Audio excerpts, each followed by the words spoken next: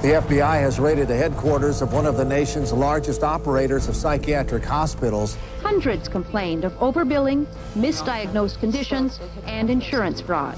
Investigators say they found more than 5,000 similar cases in all 50 states. Psychiatrists clearly are getting rich. Psychiatrists traded drugs for sex, filed false insurance claims, and exploited patients sexually. We have uncovered some of the most elaborate, aggressive, creative, deceptive, immoral, and illegal schemes being used to fill empty hospital beds with insured and paying patients.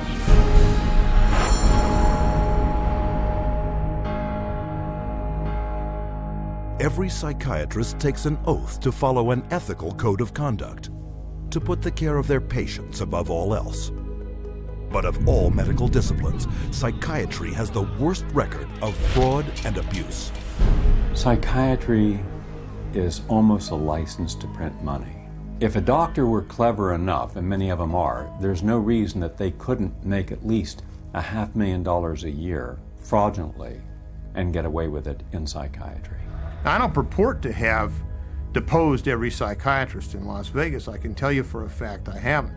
Maybe I've deposed half. And by and large, they were a dishonest, deceitful, lying bunch of people. So prevalent are their deceptive and criminal billing practices. Insurance investigators have slang for it, like the California wave and the $100 handshake. $100 handshake is when usually a patient is institutionalized. Psychiatrists, psychologists will visit that person, shake hands with them, say, hello, I'm Dr. so-and-so, I'm taking care of your problem here, and then leaves. They might have 10 or 20 patients there. They bill an hour for each one, and they might be in the hospital for a total of 30 minutes. So 20 patients, 20 hours, and they'd send the bills off to Medicaid. We see that most of the victims of recovered memory therapy were women who had excellent health insurance, whether it was government insurance or private insurance, because many insurance policies wouldn't pay for this kind of long-term nonsense. So those people were targeted because of the nature of the insurance that they had. Every year, the U.S. psychiatric industry defrauds government and private insurance of $5 billion, using any means possible to deceive the public. There were some advertisements, very seductive advertisements, for people wanting to lose weight and were having problems losing weight. And they would be given, all expenses paid to go to a particular spa. But when they got to this spa and went in and signed in, it wasn't a spa, it was a psychiatric center. And then they couldn't get out. What instead they received massive doses of mind-altering drugs, and they were kept for a lengthy period of time, and their insurance carrier was billed tremendous amounts of money for something that was unnecessary. But their lies go beyond the psych ward and into the courts, whereas paid witnesses, they will say anything to collect their fee.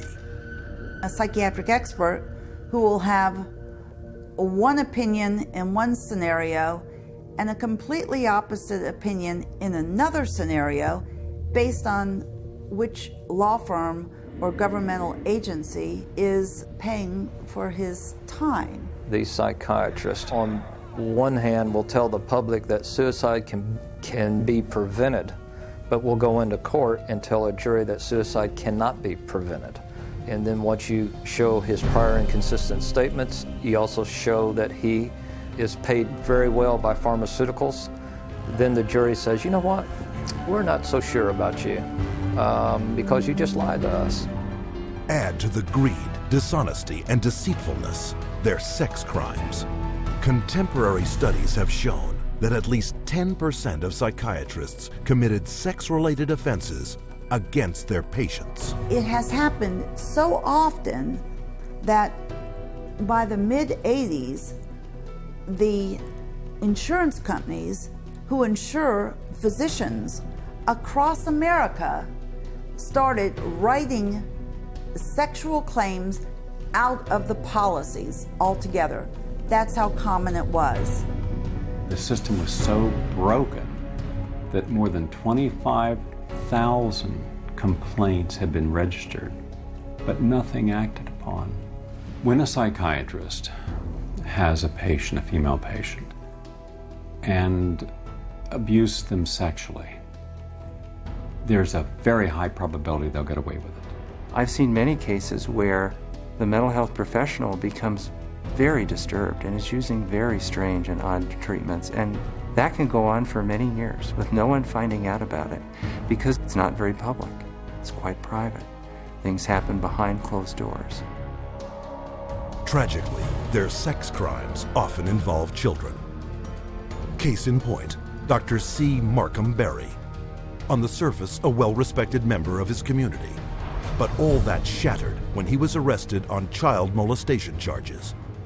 Van loads of child pornography were removed from his home, and the subsequent investigation uncovered his sexual abuse of former patients, boys aged 7 to 17, who he photographed and sodomized. All part of what the state called 50 years of Berry's rampant, undetected sexual escapades with children. This is not an isolated incident.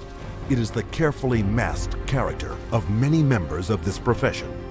In every country throughout the world, you could well find psychiatrists committing rape, sexual abuse, murder, and fraud. And as you will see, psychiatry's entire credibility depends on the biggest fraud of all: